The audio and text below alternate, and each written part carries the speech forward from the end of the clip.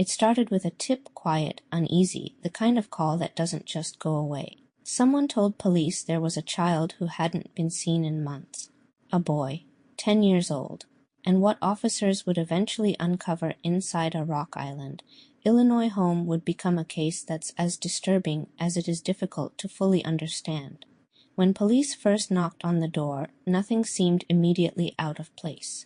A mother answered, calm, cooperative, at least on the surface. Inside the home, other children were present. Life, at a glance, appeared to be moving forward.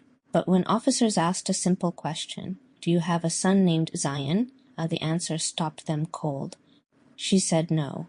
No son. No Zion. Nothing to explain the tip that had brought them there. But something didn't sit right. So investigators came back, this time with a search warrant. And as they began going room by room, piece by piece, the story started to unravel. Documents were found, a birth certificate, a social security card, both bearing the name Zion Staples. The same child his mother had just denied existed. And in that moment, the tone of everything changed. Out in the garage, tucked away in a corner, was a metal trash can.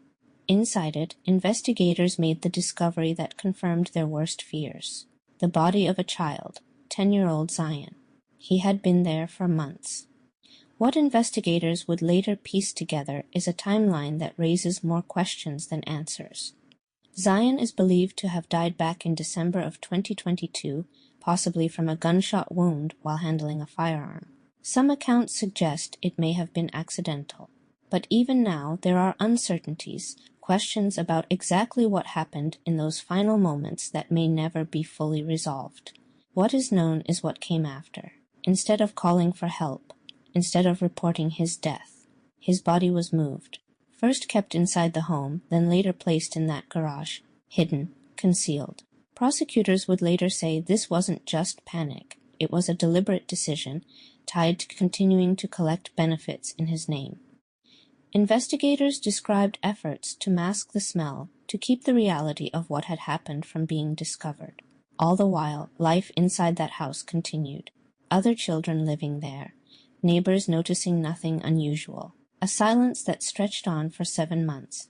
When the case moved into the courtroom, the focus shifted from what happened to Zion to what happened after. His mother ultimately pleaded guilty to endangering the life or health of a child. Other charges tied to concealment and obstruction were dropped as part of that plea. She was sentenced to 2 years in prison. It's a resolution, legally speaking, but it doesn't feel like closure. Because at the center of this case is a 10-year-old boy who, by all accounts, slipped through the cracks long before his death was ever discovered. A child who was never enrolled in school. A child known to systems that had been called to the home before. A child whose absence went unnoticed, until someone finally made that call. And maybe that's the part that stays with you. Not just what happened inside that garage, but how long it took for anyone outside of it to realize something was wrong.